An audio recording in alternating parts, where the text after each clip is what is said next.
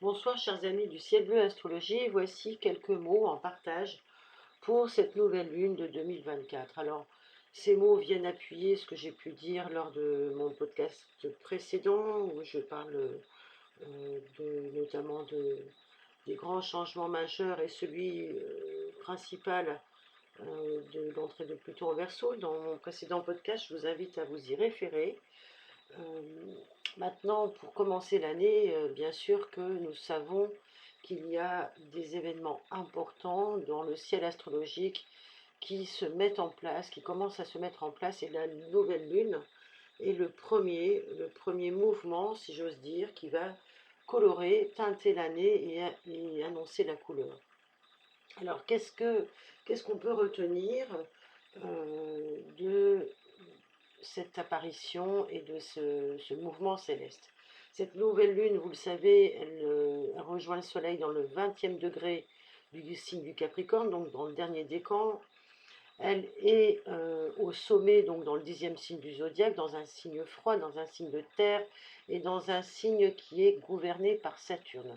Saturne, qui est une planète, notre planète du karma individuel et du karma collectif, séjourne, vient de faire son entrée depuis quelques semaines dans le signe du Poisson, dans le 12e signe du zodiaque, pour euh, manifester très certainement les grandes lignes et mettre en concrétude les grandes lignes de la fin de ce grand cycle de l'humanité.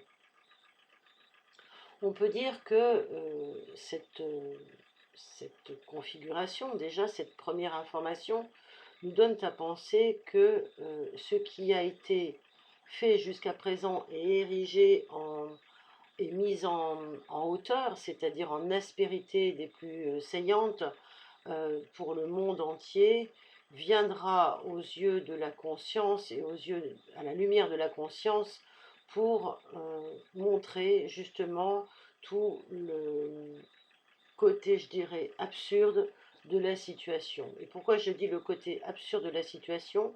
Parce que cette nouvelle lune, elle forme un aspect de carré, c'est-à-dire qu'elle n'est pas alignée, elle est en aspect de contradiction avec l'axe des nœuds lunaires. Et l'axe des nœuds lunaires, c'est celui qui nous donne le point de départ et le point de direction. Non pas le point d'arrivée, mais le point de direction.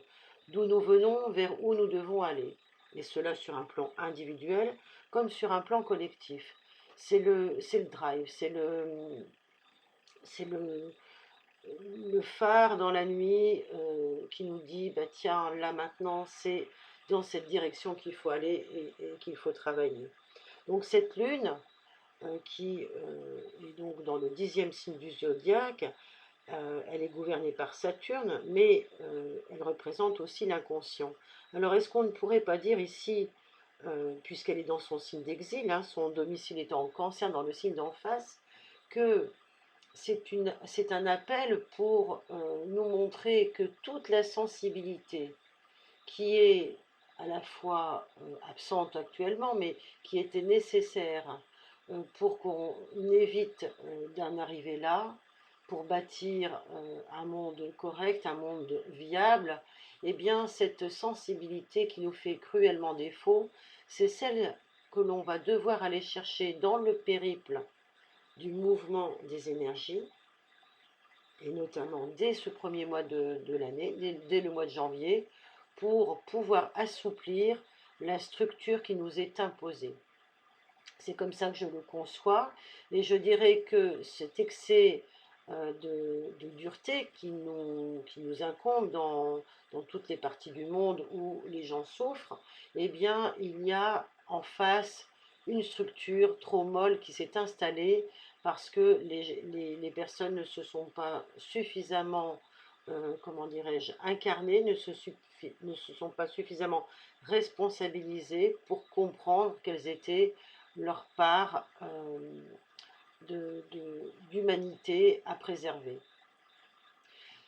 Cet aspect de conflit avec l'axe des nœuds nous dit aussi, dans l'axe des nœuds, que tout ce qui a été fait ou tout ce qui devait être fait jusqu'à présent pour qu'il y ait un juste positionnement, un juste équilibre entre chaque individu et le groupe, entre chaque individu et son rapport à l'autre, dans la relation à l'autre, pour chacun d'entre nous, eh bien, cette configuration est en souffrance. On a pu vivre des époques qui nous ont installés dans une certaine forme de compromission. Le Nœud Sud va nous parler de tous ces compromis, de toutes ces peurs que nous avons laissées se former, en fait, par rapport à, comment dirais-je, par rapport à des choses qu'on n'aurait pas su positionner correctement dans le jeu. Hein. C'est-à-dire comment est-ce qu'on s'est positionné dans ce qui nous a été proposé d'une façon collective. Est-ce qu'il y a eu une soumission à un bélier, par exemple, autoritaire, ou à quelque chose qui nous a donné l'impression d'exister par un pouvoir d'emprise sur nous-mêmes, avec des phases et des expressions de relations de domination. Voilà, c'est ce qui est montré ici en nous disant que tout ce qui a été mis en place dans les gouvernances, dans les façons de gérer nos familles, dans les façons de gérer nos compréhensions des systèmes et de les faire vivre, eh bien, tout ce qui a pu être mis en place pour être vivant en éteignant les autres ou en ne permettant pas l'acquisition de la conscience de soi à travers l'autre ou avec l'autre, eh bien, toutes ces choses-là aujourd'hui entrent dans une forme fermée, dans une forme de fermeture qui va s'éteindre avec ce cycle. Voilà ce que pour moi évoque cette première grande configuration de carré de cette nouvelle lune. Et comme c'est la nouvelle lune de l'année, eh bien, je pense que nous allons vivre tous les détails de ce que ça raconte au fur et à mesure des événements. C'est-à-dire que tout ce qui aura été figé dans cette forme d'absurdité, dans cette forme d'inconscience par rapport à ce qu'il fallait développer pour s'accomplir avec l'aide des autres et en les respectant, lorsque cela n'a pas été fait, nous allons en payer les conséquences. À mon avis, c'est ce que veut dire cette première configuration de l'année. Vous savez que Saturne est également donc le maître de cette lunaison, mais il est également dans le signe des poissons. Et vous savez que dans le signe des poissons, il n'est pas forcément à son aise, mais il va quand même permettre de donner une forme à ce qui n'est pas justement, à ce qui est habituellement sans forme. Et quelle forme peut donner Saturne et cette lunaison? Vers quel, vers quel chemin le maître de cette lunaison nous indique d'aller? Il nous indique qu'il se rapproche progressivement de Neptune. Et Neptune, c'est celui qui va laisser parler notre imagination, qui va laisser parler notre inspiration, et surtout nos aspirations les plus élevées, celles qui nous amènent à l'infinitude d'un plus grand que nous. Hein, donc c'est peut-être un appel pour supporter les épreuves qui vont être à traverser. C'est certainement un appel à une reliance, à peut-être ce qui est la petite étincelle de vie, la petite graine lumineuse à l'intérieur de nous et surtout notre parcelle divine. Voilà, moi je conçois volontiers que Saturne ici nous appelle à venir nous connecter à notre être divin pour comprendre qu'ici nous répondons à une lettre de commande et que cette commande, elle est certainement d'origine, alors je mets le mot karmique, mais pour moi c'est pas le bon mot, elle est d'origine, on va dire, c'est une des clés, un des chapeaux du pouvoir qui peut nous amener à entrer dans cette forme-là. Neptune ici va nous permettre de prendre conscience qu'il y a quelque chose qui peut nous aider, qui peut nous élever, et qu'il y a quelque chose à l'intérieur de nous qui est précieux et qu'il faut préserver, et que dans ces temps difficiles, de fin de cycle, dans ces temps de guerre, dans ces temps où la révolte gronde, où les choses sont cataclysmiques et s'installent dans des climats d'insécurité, pour pouvoir se mourir à elle-même et se transformer, eh bien la reliance à ce plus grand que nous, à notre forme de religiosité qui nous permet de nous relier, de nous religarer, de nous rejoindre, eh bien c'est le chemin qui va être le plus facile à emprunter pour pouvoir nous adapter à ces grands changements, ces changements de société, ces changements euh, de, comment dirais-je, de forme de réalité aussi, et pour coller au plus près à ce que les conséquences de tout ce qui a eu lieu jusqu'à présent euh, nous amènent. Voilà, donc toutes ces formes-là aujourd'hui qui sont rejointes par l'expression de la nouvelle lune doivent trouver un canal d'expression pour faire émerger en nous les ressources nécessaires pour traverser ces épreuves.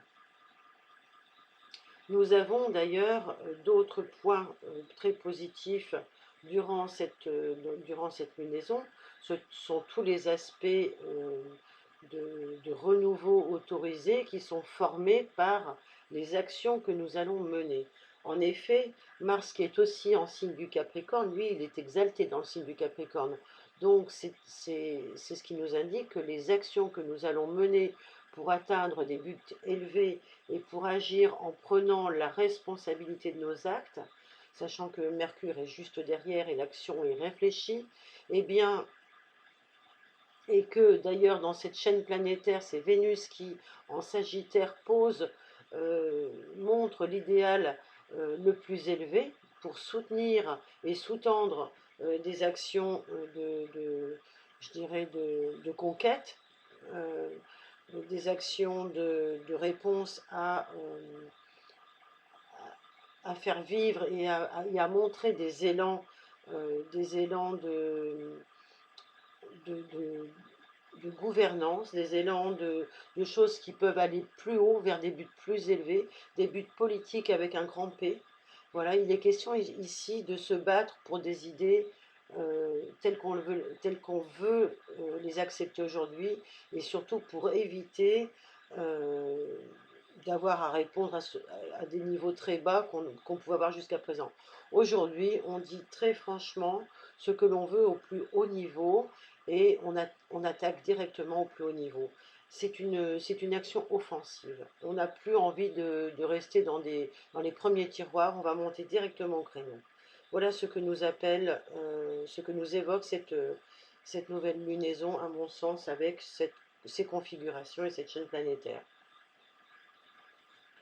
Le but étant quand même de s'appuyer sur peut-être un défaut, comment dirais-je, de faire fi de nos orgueils mal placés, de faire fi de ce qui pourrait nous manquer comment dirais-je, de pouvoir. Et ben, il ne faut pas attendre d'avoir le pouvoir pour avoir le pouvoir, il faut agir pour retrouver la confiance en soi. Aujourd'hui, c'est ce qui est demandé, c'est que si on a perdu quelque part une partie de notre souveraineté, il va falloir la recouvrer en agissant. Et en ce faisant, on va pouvoir euh, faire correspondre à Saturne une forme de légitimité qui serait liée à un discernement moral et un discernement intelligent. On peut apprendre à discerner les choses puisque Junon, la planète de la réunion et de l'union, est en vierge, donc elle est en mesure de nous permettre d'obtenir ces résultats. Et lorsque la nouvelle lune viendra à cette longitude-là, elle aura fait quand même une bonne part du chemin, et elle pourra nous montrer les résultats concrets de toutes les actions que nous aurons faites, élaborées, sous forme de mesures qui seront prises et de calculs qui seront faits à ce moment-là.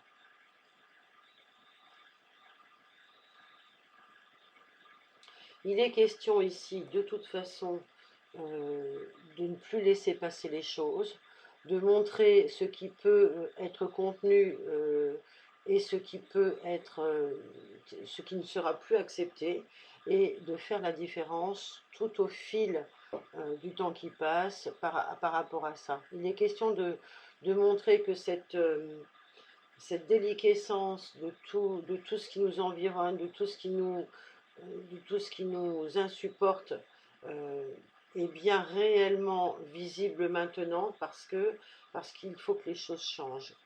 Voilà ce qui est compris dans cette lunaison à mon sens. Et puis, n'oubliez pas que vous avez aussi Jupiter, la part de fortune et Uranus qui sont en taureau. Les taureaux, le taureau, donc dans ce signe de terre qui est ce signe de concrétisation, qui est le signe de la matérialité la plus noble, eh bien, ces deux planètes-là sont en train de, euh, de tout faire pour faire grossir les choses qui vont être à changer et à être bouleversées.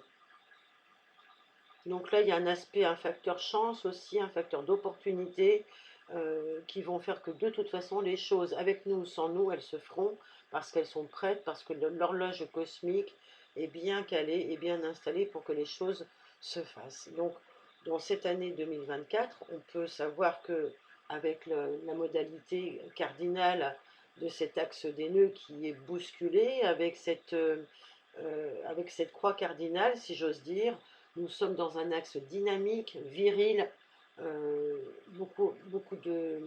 avec beaucoup d'impulsivité, et toutes les formes d'autorité, de despotisme, d'autorité autoritaire, hein, je parle de l'autorité non légitime, eh bien, devra trouver réponse dans une forme plutôt assertive qui affirme l'individualité et les souverainetés individuelles. Et c'est cette somme-là de manifestations qui pourra renverser et inverser la vapeur et maintenir la flamme de vie de l'humanité dans le sens du nord, dans le sens du bélier. Nous arriverons à dépasser nos angoisses existentielles, à devoir dépendre et à devoir être compromis, à devoir être dépendant d'une forme d'autorité qui ne nous est pas adaptée et qui est surtout coercitive, qui est surtout abusive, pour en sortir et pour ensuite aller dans une forme de compréhension, de, euh, de responsabilité sociale et collective beaucoup plus pérenne et beaucoup plus respectueuse des engagements personnels et des engagements collectifs. C'est l'acquisition du moi social qui est en apprentissage dans ces prises de conscience d'autrui qui se forment pas à pas, progressivement, mais de manière de plus en plus forte pour cette année, de manière de plus en plus inéluctable dans les mois et les semaines à venir. Donc peut-être que dans vos vies, très personnellement, vous avez à voir les domaines concernés par ces axes, par les endroits où sont installées les planètes dans votre thème natal. Si vous avez besoin d'aide pour cela, vous pouvez me contacter, bien sûr, pour qu'on étudie cela ensemble dans vos thèmes personnels. Mais ce qu'il faut retenir d'une façon plus globale, c'est que là où vous avez un pouvoir d'action, c'est le moment de vous en servir et de savoir à quel endroit ça doit agir. Et il faudra agir de toute façon avant de vous sentir en capacité de le faire. Ce qui est un peu, pas toujours un conseil de mesure et de prudence, mais c'est un conseil de premier ordre, en l'occurrence avec ces énergies, puisqu'il faut ne pas se laisser emporter par une vague soit de stupeur, soit d'inertie. Hein. Il faut vraiment agir pour que les choses puissent ne pas nous avaler, ne pas nous enfermer dans une forme de torpeur. Donc il faut agir, il faut continuer de se mettre en mouvement pour pouvoir avancer sur ce qu'on s'est fixé. Et surtout le faire malgré les dépendances, bien voir lesquelles nous aurions, à quelle forme de dépendance nous sommes soumis. Nous sommes encore dans... Est-ce que ce sont des dépendances au niveau professionnel, des dépendances au niveau affectif, au niveau de nos comportements, au niveau de nos idées, de nos opinions. Voilà, il faut regarder ce en quoi nous sentons encore sous des formes de dépendance, de la peur du rejet, de la peur de perdre, etc.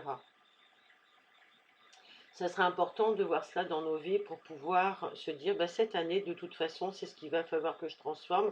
Il va falloir absolument que j'aille vers une libération de tous ces schémas qui m'indiquent que là, dans ce domaine-là, je suis dépendant à quelque chose.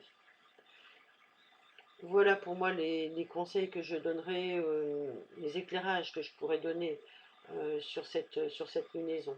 J'espère que cela vous apportera quelque chose et vous éclairera quand même un peu. Mais vous pouvez vous fier bien sûr, et ça je ne vous ai pas besoin que je vous le dise pour le faire. Bah, tout ce qui peut être dit, chacun y va de sa propre sensibilité.